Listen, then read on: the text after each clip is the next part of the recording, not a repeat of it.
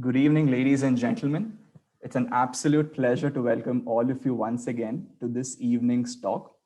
Today's IA talk marks the first of the many talks that we will be having with Indus Action's board members to pick their brain on a number of topics relevant to the development sector. Today, we have with us a gentleman who has a wealth of experience in the social development sector.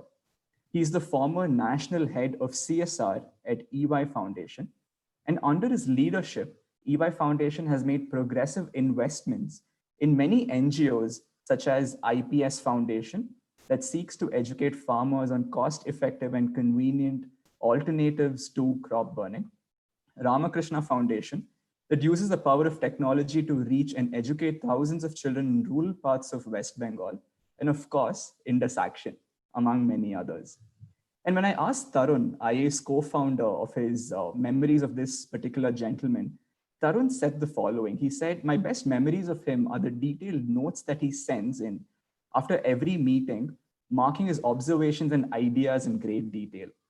A man who embodies an unflinching commitment to professional excellence, and one who will bring the parts of a whole together by sharing his insights on today's talk on the denominator mindset, serving millions through systems thinking. Please help me in welcoming Mr. Sridhar Iyer." Thanks for that. Thank you, sir. How are you doing? I'm good.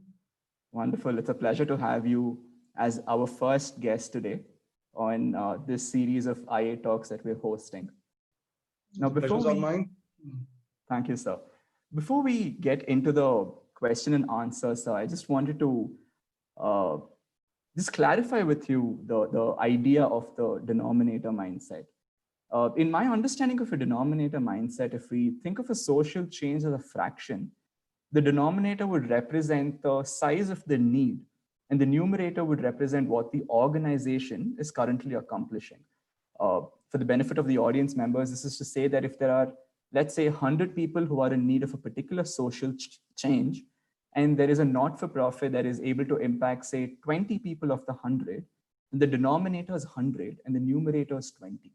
And the denominator mindset talks about focusing on the 100 individuals as opposed to only the 20.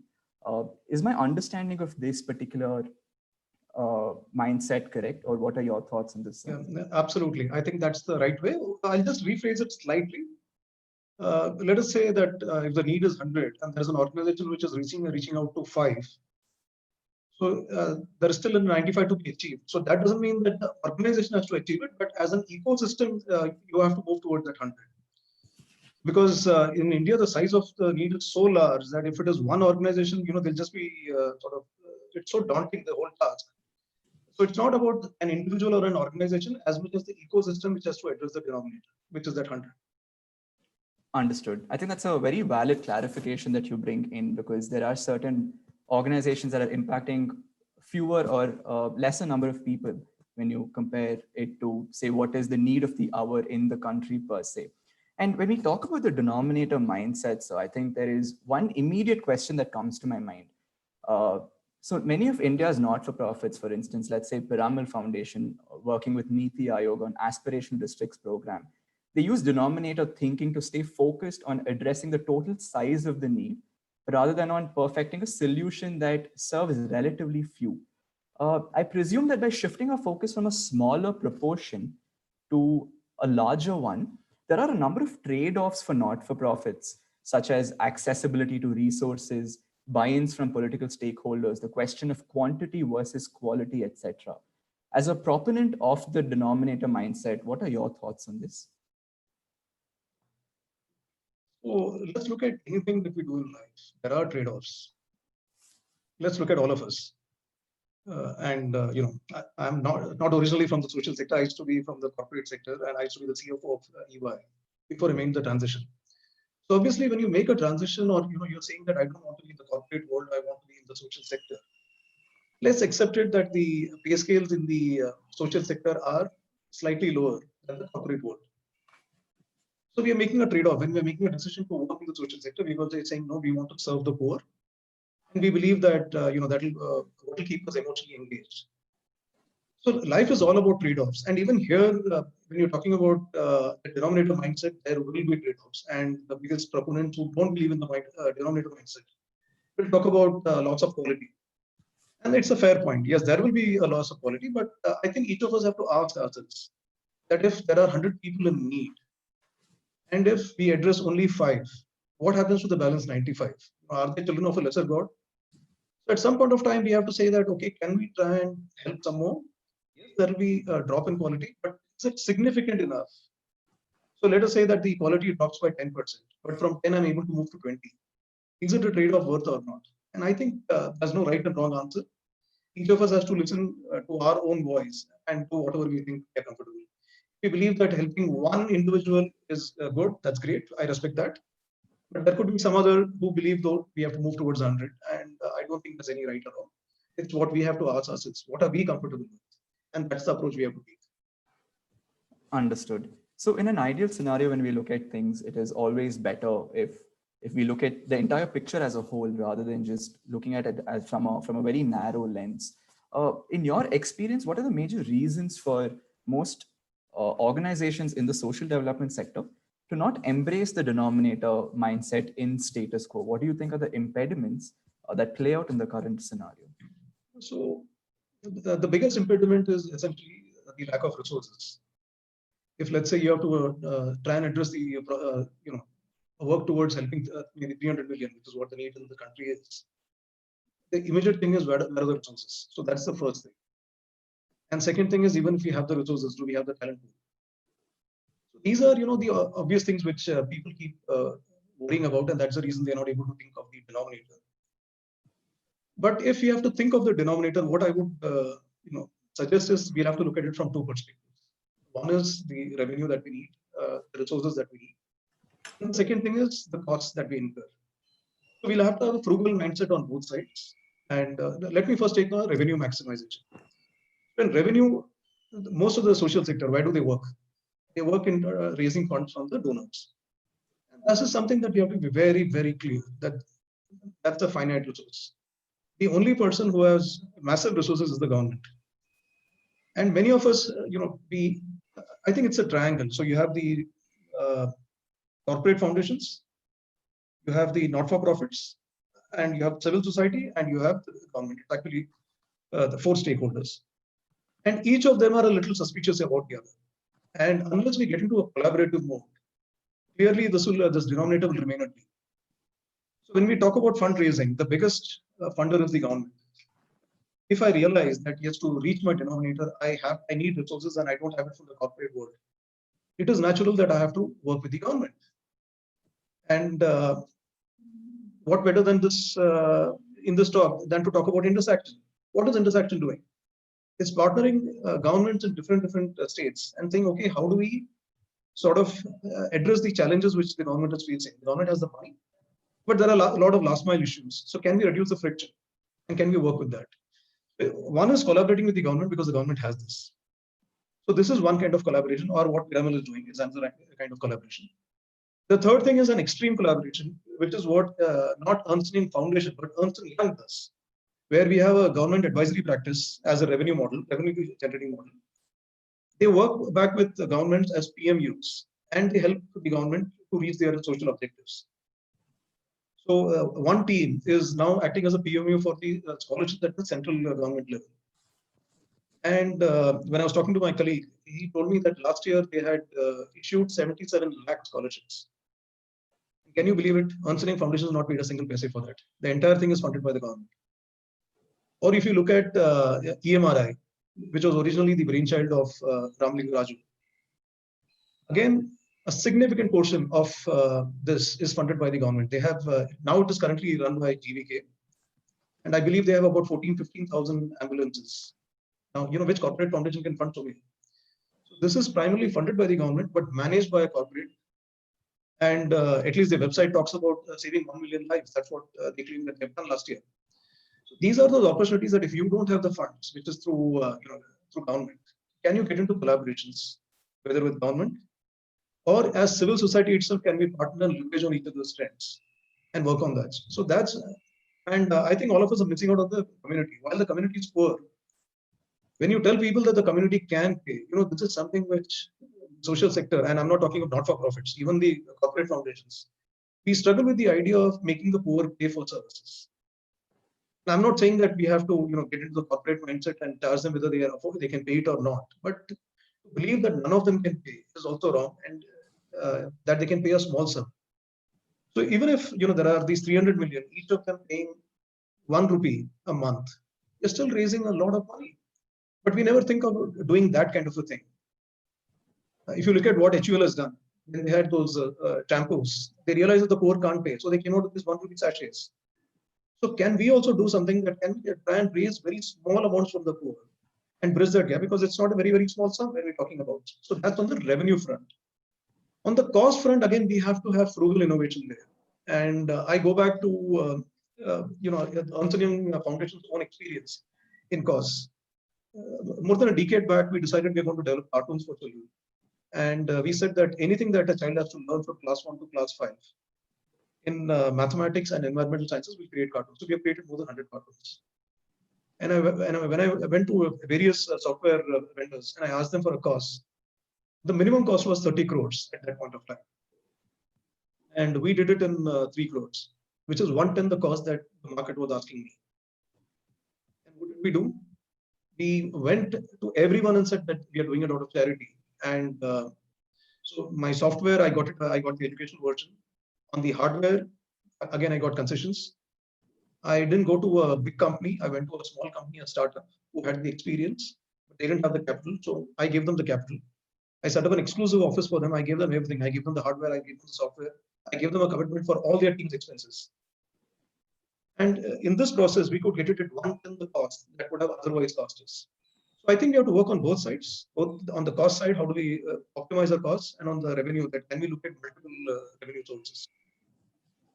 Understood. I think you make a very interesting point when you talk about the importance of revenue as well as cost when you're trying to scale a particular intervention, right? Now, this is just out of curiosity, a question that I have is, when you're talking about, say, the corporate space, like you mentioned, it is relatively easier to get financial resources or get talent, so on and so forth. And the next ideal step is perhaps going to the government, and the government helps you out with certain funding. In my experience, what I've observed is, as long as what you are working towards is same as what the government is also working towards in terms of the priorities, then it is easier for the organization to get funding. More often than not, because the alignment is not there, there is a misalignment in terms of the goals that, let's say, one particular organization is focusing on. Let's say we're focusing on education right now, when the government thinks that health is the most important aspect that we need to focus on.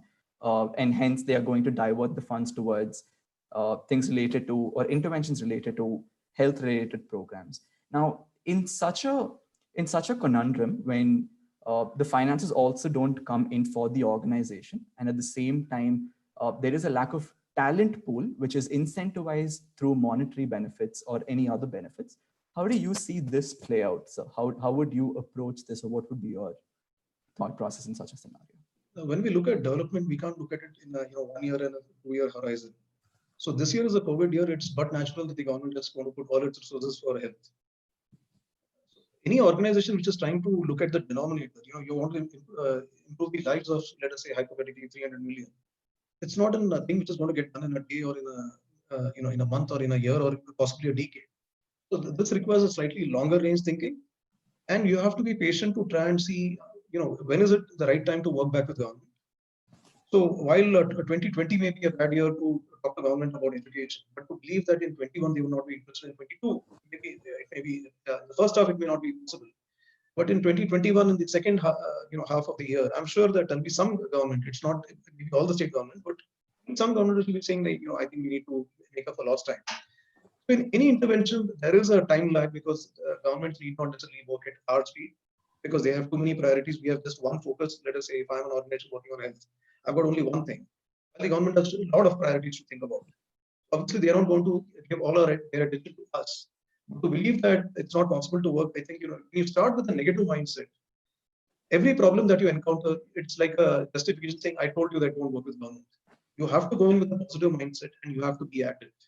It'll take time, but I think definitely worth it. Got it, sir. Thank you so much. What are some of the factors that a not-for-profit or any organization in the social development space must keep in mind when, let's say, transitioning towards a denominator mindset? Or is it something that you think of from the very get-go when you're starting off with your intervention? Transitioning is always a challenge. So I would believe that you have to start with the denominator mindset. Because if you start really small and you keep doing that for several years, after that it will change, because your team is also used to a particular kind of thinking and kind of working. The change becomes very, very difficult. So you have to think big, but you can act small. So you can start small because your pilots can't be too big. You start off with something where you don't have the experience, and you start off on a big scale. And if it goes wrong, the number of people who are adversely impacted will be very large. And I remember a very nice philosophy that an organization had, a social sector organization. They said, do no harm. So whether you do good or not doesn't matter, but please don't do harm. So I would say that your starting has to be small. Get your pilots in place. Learn from those pilots. What are the mistakes that you've made? Correct it. But from day one, you have to be having the clarity that I want to be big. And not right on my part, but in this talk, again, I go back to intersection. The audience may get an impression that I've been biased in favor of intersection, but it's not true. When Tarun first met me, and this was in 2006, and that time I believe intersection had 1,800 students to get enrolled under the RT. And at that point of time, he said, my dream is 1 million, and I told him, keep at it, it'll happen. I think that's what is important. That whether you help 200 kids in year one and 1,800 in the year two doesn't matter, but you have to have that big picture in mind. And I think that's what keeps the organization agile. And otherwise, you do 100 and you're so satisfied with what you've done, give you a pat on your back, and then you've forgotten your denominator. So you need to have the denominator in mind all the time. And then, there's a takeoff stage at that point of time. Because even when you get your people in, the people are the ones who believe in the denominator mindset. Otherwise, there's so much friction in the organization, so much unhappiness all the time when you're trying to persuade each other as to what is right. Because this quality versus quantity debate is a never-ending debate. So we should just say that, okay, if you believe in quality, there are organizations which believe in quality and stay small, and that's perfectly fine. And there are some who believe in the denominator mindset. We have to be very clear that the people that we get into the organization have the same mindset. But you have done this for 10 years, and then you say, now, we want to look at denominator. I think you'll have a tough time. Got it, sir. And I think when I was going through this particular philosophy of the denominator mindset, there were various examples of organizations such as, say, Pratham, or even Kaivalya Foundation. If I'm not sure whether I'm getting the organization's name correct, but right. They're the ones who started off with the Gandhi Fellowship. And right. a pattern that I saw among all these organizations is that their end goal was very certain. That is to help how many ever people are there. It is not, say, just a handful of 10 or 15 people. The end goal is always what is it that needs to be reached. And in the process, they were flexible in their approaches in terms of ensuring that they reach so many people.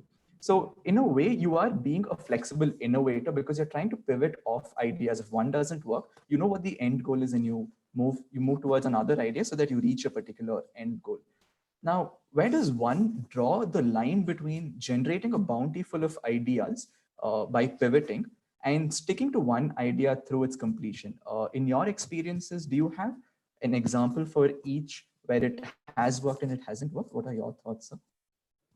I won't say it hasn't worked, but if you have a denominator mindset, you have to have single focused attention around that. So bountiful of ideas, as long as they are towards that goal, I think that's great. But if they take you in different directions, I think that will be a challenge, because then there's too much pull and pressure from different directions, and somewhere the focus gets dissipated. So let me talk about the midday meal. So Akshay Patra, they reach out. I think they feed about 12 to 15 million children every day. I recall Nandi doing 1 million meals every day. So if you have that focus, you're going to work there. Now someone will come and say, okay, we're feeding 15 million. Can we now give them some additional nutrients? Yes, you can. But then where is the money? And if you raise that money, would you like to feed another 10 million there with the same amount of money? Or would you say, I'll give it some nutrients, which will cost me maybe 2-3 rupees a child a day? So I think those kind of trade-offs is something that you have to keep looking for. Or someone will say, I went and gave food in the classroom, but I saw that the kids' learning levels were very low. Can we start a remedial? And that is where you're taking them to a tangent. And I would say that this is detrimental to the denominator mindset. The moment you encounter a problem, I'm not saying you ignore the problem or you walk away from the problem. If I was an organization which was, let us say, working on the midday meal program, if one of my employees or maybe several of my employees come to and say that there is a problem with learning levels in the children, so just feeding them is not enough, I wouldn't say, let me jump into this vertical. I would look for partners. Let us say, I'll say, invite Pratham and say, hey, can you come to our schools? We'll give you access. We will make everything easy for you, but you need to work on this. So I would look at these kind of collaborations in different segments rather than saying that, I want to do everything. Understood, sir. And do you feel that there are any limitations to the denominator mindset, or do you consider it to be pervasive and situation agnostic when it comes to serving the millions who require it right now? Since I'm a proponent of the denominator mindset, I'll obviously say that there are no constraints and it's all pervasive. But the truth is, in some it is easier, in some it's more difficult. So let's talk about the RT that Intersection was saying, where you're working back with government. Obviously, it is tough, but it is not as tough as seeing someone who's saying that I want to take care of patients who have got Alzheimer's or let's say Parkinson's. Because that's a continuous high energy and it's something which has to be done continuously for a long period of time. Obviously, the scale or the denominator mindset in these kind of things will be much lower as compared to anything else where we are saying we'll work with the government and look at entitlements. But having said that, even organizations which are working in this space, there are opportunities to say, okay, I'm keeping the denominator in mind, and can I optimize whatever I'm doing? So let me give you, I'll give you two examples of this. So one is an organization which is working with orphanages, and you're incurring those expenses, and another organization which is working on, the elderly. Instead of doing this, is it possible to marry these two and have an orphanage come old age home? Because what happens is when you do that, you don't need to have an army of employees to take care of the children or to take care of the elderly. The elderly will take care of the children. In that sense, it becomes a very symbiotic. You're giving meaning to the elderly. Because in the old age, they just treat it as they're so lost. So here you're giving them meaning because you're saying, okay, here's a child who's is like my grandson or my granddaughter, and I can take care. And at the same time, you're optimizing costs because it's not all the elderly are completely, unable to help with daily duties. This kind of a thing, can you optimize costs? Similarly, a friend of mine, he was running an NGO which works with runaway children, and they impact more than 10,000 children every year.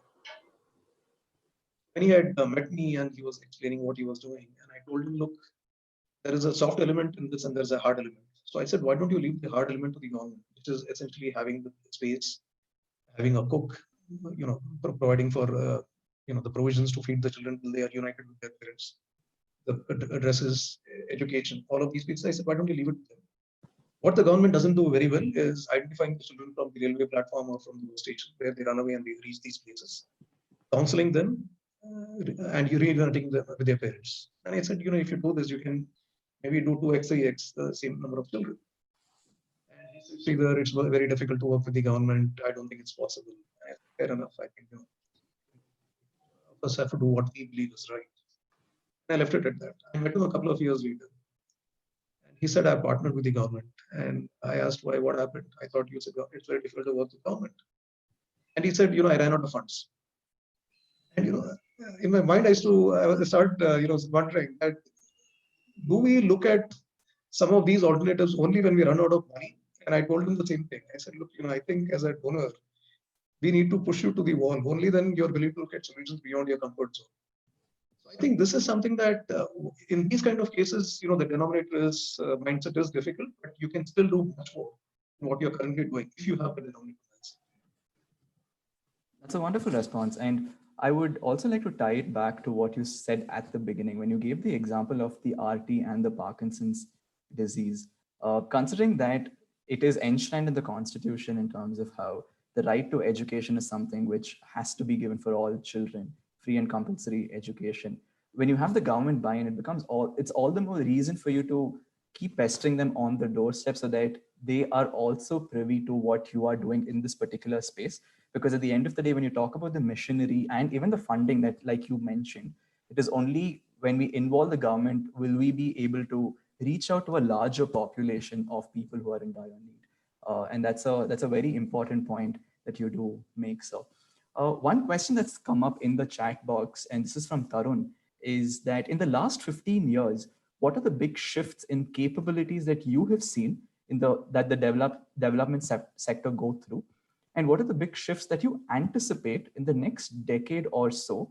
And what are the capabilities that the not-for-profit should build to adapt to these shifts? You can take it one at a time, sir. Yeah. Okay. The first thing is, if you look at more than a decade back, the number of professionals who came to the sector were a little low. I'm not saying professionals are not there in the sector, because there are the CEOs of many organizations that I know are all engineers or MBAs who have given up that corporate career and have done it 20 years back, 30 years back. Today, I think the youth is far more excited about this sector, and somewhere even the pay scales are also improving. To that extent, there are many more, because there are the youngsters, even they say that, look, I would like to do this for the sector, but I have some financial constraints. That was stopping many of them to come maybe a little more than a decade back. But today, I'm seeing that there is a flood of people who are actually wanting to work in the sector. I think that's great in terms of change. And this is something which clearly is kind of a symbiosis between the corporate world and the social sector and the not-for-profit world can be brilliant, because even if someone has worked 2-3 years in a corporate, obviously the money making is a negative, but at least the scale is something which we can learn from the corporates. If you are willing to, ignore the fact that at point of time they can be extreme in their money making objectives. Clearly, there is much to learn from corporates. Similarly, the corporates, we believe that sitting in our air-conditioned offices, it's so easy to preach and say, the scale is important, denominator is important. But the not-for-profits have the grassroots experience. They understand the community. They understand what works. I think this kind of a symbiosis of the corporate mindset and the NGO mindset or the not-for-profit mindset, I think if they learn to do a handshake, there's so much more which can be done. That's something which I'm seeing is slowly and steadily happening, but not at the pace which needs to happen, but at least the number of people who want to join the sector and make a difference. I think that's very, very encouraging. As far as the next decade is concerned, I see much more collaborations, because right now, all of them have been working in silos, whether it's the corporate foundation, the government, and let's say the not-for-profit space. Now, slowly and steadily, I am seeing more and more convergence, which is going to happen. And convergence can be in different ways. Convergence is not just between these three, but also with the community. That somewhere people are realizing that the community is not as incapable as we believe it to be. It's a very romantic notion that many of us, when we talk to the donors or we talk to our friends and colleagues, think of how poor they are. But somewhere, if you realize that they are not as incapable, yes, they need help. But if we can make them a partner in the journey, we can help many more. And this shift is something which I'm seeing, because even 7 years back, when we were talking to not-for-profits, the ones that we were funding, and a lot of them were very, very resistant to empower the community. We talk about empowerment, it's such a commonly used word. But when we truly come to empower them, many of us hesitate, saying we don't believe they're capable enough. This is a shift which is happening, and I think that that's all going to accelerate in times to come. And collaborations, clearly, whether it's government, whether it's corporate foundations saying, okay, can we partner with not-for-profits, not just in terms of funding, but saying, can we work together? And I think that mindset is definitely going to come. I'm sorry, you asked a third question? No, I think you covered the points. Okay. Yeah. And I'm just curious. So let's assume that the collaboration that we're talking about, be it with the not-for-profits with other not-for-profits, or not-for-profits with the corporate, or say even the government comes into the picture and the community comes into the picture, we have trying to create a sustainable ecosystem where every not-for-profit is adopting the denominator mindset and collaborating with the other stakeholders who are there in this picture. Now, how do you see the entire ecosystem transform itself to serve the millions under poverty? I'm pretty sure you would be envisaging an ideal scenario. How would that look? I don't think there is one ideal scenario. It's multiple scenarios, and we have to see what works where. So again, I go back to my conversation with Tarun. When Intersaction is working with, on the portfolio of rights, there is an organization, a friend of mine, he's the CEO, and they are working with, agri entrepreneurs. So it's a collaboration between the Tata Trust and this organization where they're saying we are going to create 100,000 agri entrepreneurs. And these agri entrepreneurs are going to work with, say, 150 farmers each of the, which is about 15 million in all. So if you're working with 15 million farmers, and if you look at each of them having 4-5 people in the house, so you're talking about 75 million people, potential beneficiaries. So is there an opportunity for Intersaction to collaborate with them? They have the last mile access because the agri entrepreneur is going to reach out to the farmer practically on a daily or every alternate day. He or she is going to meet up with them. So if they handle the last mile, and for Tarun, or not for Tarun, sorry, for Intersaction, to say that we'll handle the, wherever the applications are getting stuck, you file the application wherever it's getting stuck. I have collaborations with the government. I'll address the last mile issues. And the grievance redressal is my problem. So, this can be a win-win. Imagine if Intersaction has to now reach out to 75 million beneficiaries. The kind of teams that you'll have to create, the kind of donor funding you'll have to create. Here, you don't need to do anything. That organization is anyway doing it as a for-profit model because they're not going to do it as charity. They're going to charge a nominal fee from the farmer for render the services. And they're seeing this as an extension of that service. When they're meeting the farmer, that, okay, can I fill this form for you? And Intersaction has to just handle the back end and saying, okay, I'll handle the grievance redressal. So this is between two organizations in the social sector space. Is there a similar opportunity for organizations like Intersaction who are working with government at scale to say that, can I partner with, let us say, any of the big four? Because all of these big four, they have a lot of PMUs with the government. In fact, I remember reading just a couple of days back that the big four, which is Ernst & Young, KPMG, PwC, Deloitte, and even McKinsey, is going to bid for the farmer producer organizations which the government is wanting to set up. In all the consulting firms, there are a bunch of really talented people. But can they have the grassroots experience that an organization which is working with farmer producer companies for maybe a decade? The answer is no. So is there an opportunity for the consulting firms to tie up with or do a handshake with the not-for-profits who have worked in the producer organization space and say, hey, you bring your domain knowledge, I'll bring my scale thing, and we'll partner with government and make it happen. So these are the kind of models which I believe will emerge, and it's not just across. It can be corporate, it can be not-for-profit, it can be government. And in this example that I mentioned, it's a trinity of all three. This is where I do believe that slowly and steadily the convergence will happen. It's a question of time, but it will happen. Understood. Thank you, sir. And is the denominator mindset applicable to, let's say, individuals? If yes, then can you process trace a couple of steps to help the audience comprehend the same? How is it that we can use this in our daily lives? So obviously, the denominator is something which an individual can never try and even aspire to reach. But even within the giving, can we try and help a little more than what we are currently doing? And it's not about putting more money. Whatever I'm currently spending on charity, can I try and optimize the spend in a manner that I can help many more? So let me take an extreme example. So there are many people, in fact, I know a lot of people who feed the children. And they keep coming to me saying, Sridhar, will you contribute to feed this child? And, my answer is no. And the reason I say no is they normally come back and say, okay, the cost will be about 15 rupees feeding a child. And I ask them that, why can't they go to a government school and get fed there? Because this is mandatory. Instead of you setting up a parallel feeding system, why don't you take advantage of what the government is already doing? So philosophically, when I want to give even for feeding, I prefer to give it to organizations like what Nandi used to run before, or what the Akshaya Patras. Because if each of us give 15 rupees a day to feed the child, in a year, I'm assuming 250 working days, it'll be about 3,750, give or take, let's say about 4,000 rupees. Now, if each of us are feeding just one child, so each of us is spending 3,750 to 4,000 rupees a year. Let's say 8,000 of us come together and we are saying, hey, can we give it to an organization? So a friend of mine who took over the midday meal operations from Nandi, and she set up her own trust. I happened to speak to her. And she says to set up a centralized kitchen will cost anywhere from 3 to 3.25 crores.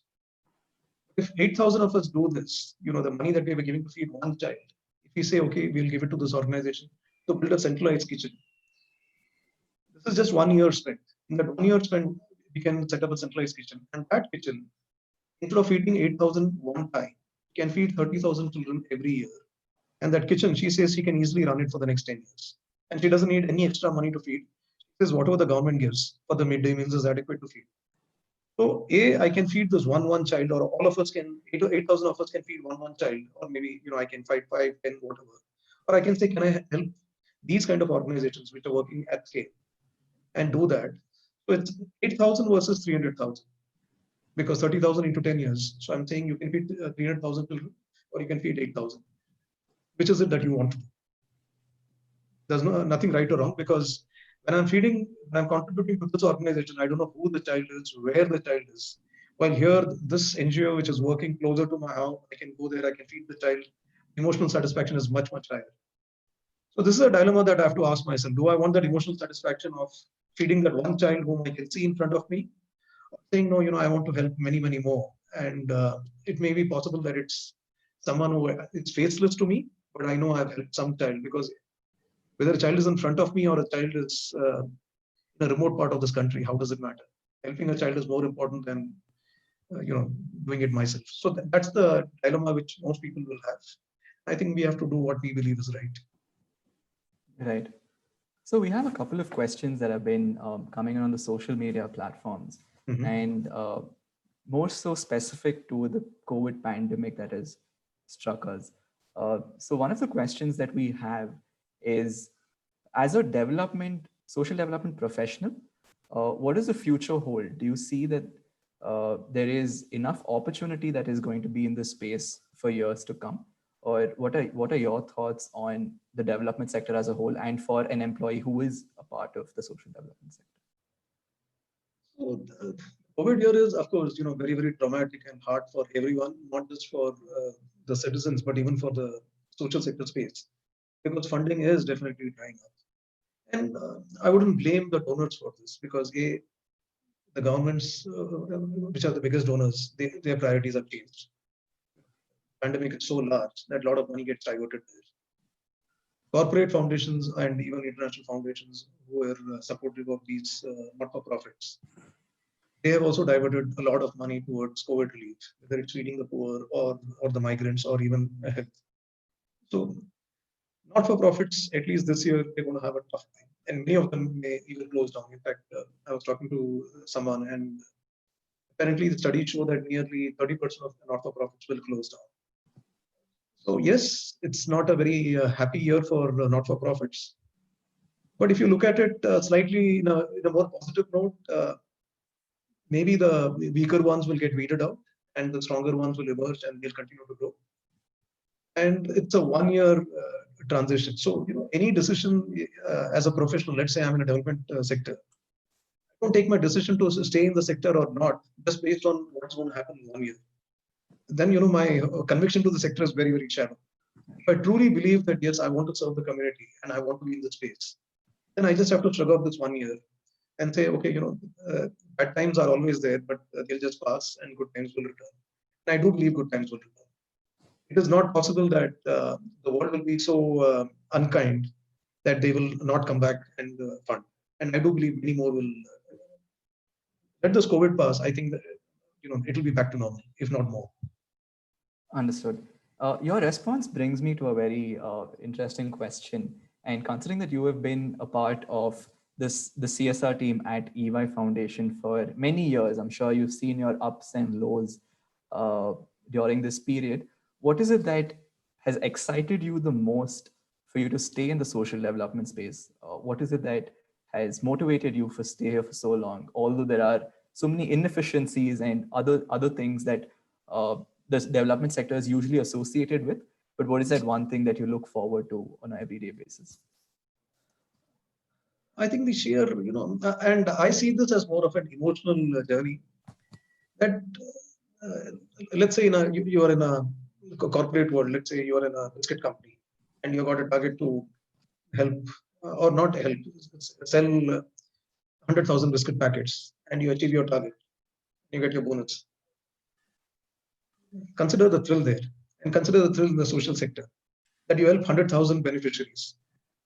I mean, you cannot even compare the satisfaction. Here, the satisfaction is so large.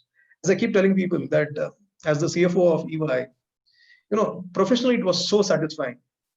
While as the head of the Ernst & Young Foundation, it was not just professionally, but emotionally, it was far more satisfying than what the role as a CFO in EY was. I think this journey is so exciting, and with so many professionals coming in, I just think it's just going to up the game. That till now, I think many of us were in the complacent mode. I'm so happy that I've helped someone, and I'm just resting on my laurels. Now people are saying, "Hey, is that enough, or can we do more?" And this constantly, challenging each other. I think that's where the whole excitement is for me. Now, if I just go back to Ernst & Young Foundation and give you an example as to our journey. So about 6 years back, we said we want to work with women collectives, which is the women's self-help group, and it's been here for nearly 3 decades. And still, we are going nowhere. And we thought, can we try and do something in the sector? And so we tied up with some very credible not-for-profits who told us that the unit size is 3,000 women. That you create these self-help groups. About that, you create a cluster, village-level federation, and you create a cluster. This whole thing is, how do you get 3,000 women into a federation? We said, fine enough. We had no experience, and we said, let's do this. But as usual, we keep pushing for the denominator because that's the mindset that we have, and we have cultivated over the years. And in 2 years, we said this model doesn't work, and we started talking to our partners, saying that 15,000 has to be the minimum size of operations. 3,000 is too small, because when you get a professional in, like any one of you who are on this call, at 3,000, we are saying we are not doing justice to the potential of this individual. This individual can do much more in terms of guiding. And the moment you do that, what happens is the individual is also forced to delegate responsibility to the community. Otherwise, what happens is many of us get very possessive, and we want to hold responsibility with ourselves. But when you push it to 15,000, the professional has got no choice but to let go and empower the community. So we moved it to 15,000. Currently, less than 30,000, we don't look at it. 30,000 is the minimum unit size. And the development sector, whenever we talk to anyone, they said it takes about 9 to 12 years to make it self-sustaining. That is, you don't need donor funding any longer. We are pushing the envelope. And our current journey seems to show that between 3 to 5 years, we will achieve that. So what we have done is, and when we moved from 3,000 to 30,000, we didn't raise the grant by 10x. We increased it by 3x. So with what is happening is, on one front, we have optimized the costs. So we are able to help 3 times more people with the same amount of money. Plus the whole development cycle or the sustainable cycle from 10 years, we have moved it to 5 years.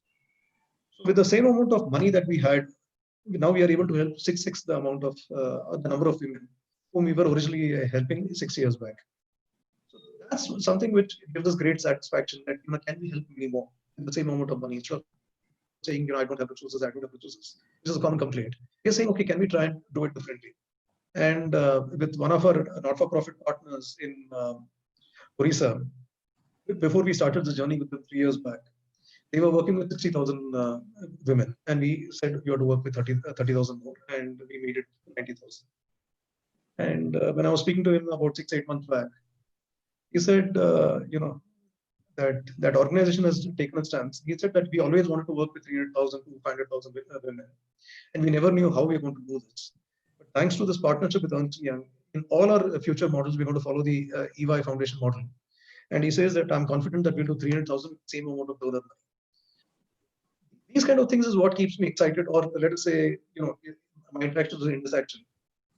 The kind of journey that you all have gone through, and from seeing an organization which was at 1,800, see where you are today.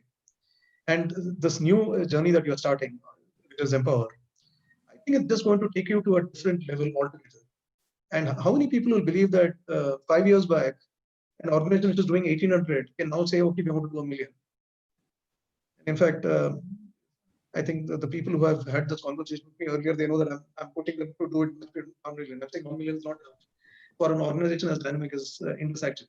So I think that's the journey, that when you have right people in the sector, you can just push the envelope and see where it is. And maybe you will not, let us say you aspire for 2 million, you will aspire for 3 million. You don't go 3 million, but it will not be at 10,000. I think that's the excitement that I have, especially when I meet great organizations like Ernst & Young, IPS, and a few others. Understood. And so when you were talking about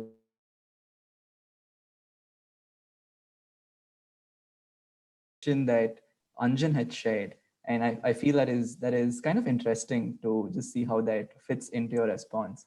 And he asks, how do CSR teams balance between the needs of the not-for-profit and the corporate when the going gets tough?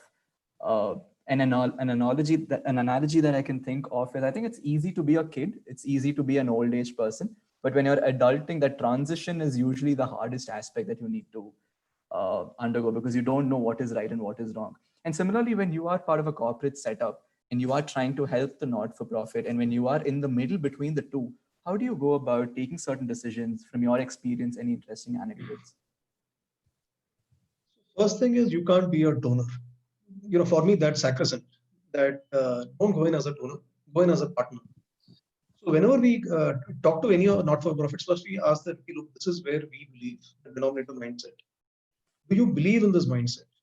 And if you don't, then let's not do a handshake, because there are a lot of donors who don't believe in the denominator mindset. And it's better that you do a handshake with them rather than with us, because both of us will be unhappy. So the first thing is, we are seeing, is there a meeting of minds? If there is a meeting of minds, then let's work this together. So it's not that we give money to a not-for-profit and say, hey, this is the target, achieve it. We sit back with the team, we do a visioning workshop, and we sit with them and we ask them that, okay. And again, we take the team through the same journey. That would you be happy helping X number of women, or do you think we should aspire for more? And if it is aspire for more, what do you think the number should be? So we take them through this journey. And having done that, then we agree on a target. And when we agree on the target, in all our grant letters, there is a line saying this is aspirational, and we know that this is it. So there's not a single organization in all these years we have pulled back or we have stopped donations because they didn't achieve the target. Because if the target is not achieved, it's not their fault. It is also our fault. Because as their donor, maybe we have not worked as closely with them to try and handle the issues in the community. So that's something which we always do with all our partners, that having them never pulled back on any of our grants. Even in a tough year like this year, where there is a lot of money which has gone to COVID, we haven't stopped a single grant with any of our NGO partners, because that's short-term thinking. You pull back a grant, the next year you want them to partner again and trust you. That's not going to happen. We believe in long-term relationships, but we push them really hard. All our partners, we are saying we have to push the envelope and think big. If it doesn't achieve, it's fine. So you've been working with 3,000. Let's look at 10,000. You don't do 10,000. You do 9,000, 8,000, 7,000. That's still a significant improvement over 3,000. So that's something that we always do that. And whenever an organization or even when we do the team meetings, we work very closely. So it's not that we give them money and we ask them for a progress report. My colleagues and I, we travel to every location at least once every 3 months. And we spend not just a cursory half-day visit. It's 3 to 4 days, depending on the size of the location. Sometimes we spend a week there. When we talk to the teams, they'll tell us that this is where the community is not reacting. So this is something which I always do with all our partners. That whenever a team leader tells me that, look, this doesn't work, and I tell them, okay, let's sit with the community. And I try it myself to see whether my hypothesis that the community can be trusted, whether I'm wrong in my hypothesis or do I need to do something differently. So when I do this with the community and the community responds positively, then the team leader doesn't have an excuse to say, look, it doesn't work. Because I said, look, why is it that it's working when I'm trying it and so Are you going with a negative mindset or are you going with a positive mindset? You do this, the initial journey of the 1 year in trying to show them a new way of doing. Sometimes it takes a little time, but beyond that, most of them pick it up. And as I said, the partners that we are, whether it's in Orissa or whether it's in Jharkhand, in Bihar, in Rajasthan, all the partners, we've got some wonderful partners. We have got CMF in Rajasthan. We work with Tata Sini in Jharkhand and Orissa. We work with Harsha in Orissa. We work with BP Mas in Bihar. And all these partnerships have worked very, very well for us. Because they have seen that, look, there is no hidden agenda that the organization has. It's here to serve the poor. Can we serve a few more? That's the only agenda that we have. And all of them have responded positively. And then, as I said, even we as corporate foundations, we have to be a little more, accepting to the facts that there may be a lack in terms of this mindset change, because working with the community is not as easy as working in a corporate office. So there will be some time lag, but if you're willing to give that time and just don't make them, make it very, very theoretical, I think it can be a great partnership. Understood. Thank you so much for that response, sir. And I am cognizant of the fact that this was supposed to be a session for 30 to 45 minutes, but we have exceeded the time. But I can't help but ask one last question before we part ways. And that is, if there is one thing that you would want the audience to take back from this session, from your experience of working in the social development sector, what would that thought be? Something that has struck you? I think each of us have to decide what is it that interests us. Why are we in the sector? It's not just for the feel good. This is something which I've seen with many youngsters, that they come here and they feel so good, I gave up the corporate world. I think that's a bad way of starting off. If you're given up your corporate life to serve the poor, then you have to be ambitious about serving the poor. You have to do it with the same rigor that you would have done it if you were in the corporate world, because in the corporate world can be pretty harsh in terms of targets. So here you have to at least keep the target for yourself. You don't need an organization to tell you that, but you have to set your bar high. And please look for an organization which there is a meeting of minds. Otherwise, you will be frustrated or the organization will be frustrated. Look for the things, and there are enough organizations and more. It may take time, but look for the organization which clearly you think that you will enjoy working here and you can make a significant difference. Having said that, this is my denominator mindset thinking. Even if you help one individual, I think that's wonderful. Wonderful, sir. Thank you so much for that response. And with that, we come to the end of the session. Firstly, thank you so much for taking the time out and sharing your insights and your experiences with us. I'm pretty sure that as we pivot from, say, just education and maternity health benefits to the power hypothesis and helping and serving the millions, I'm sure this particular thought of yours, which is the denominator mindset, will help us reach to a large number of people and at the same time provide quality services to them to ensure we pull a lot of people out of poverty. So thank you so much for this session. It's been an absolute pleasure to be the moderator for this. And thanks for gracing us for the first session of this particular talk series. I am pretty sure that we couldn't have had a better start to this. So thank you so much, sir. My pleasure, entirely. Wish you all the best. Thank you. Thank you so much, sir. See you.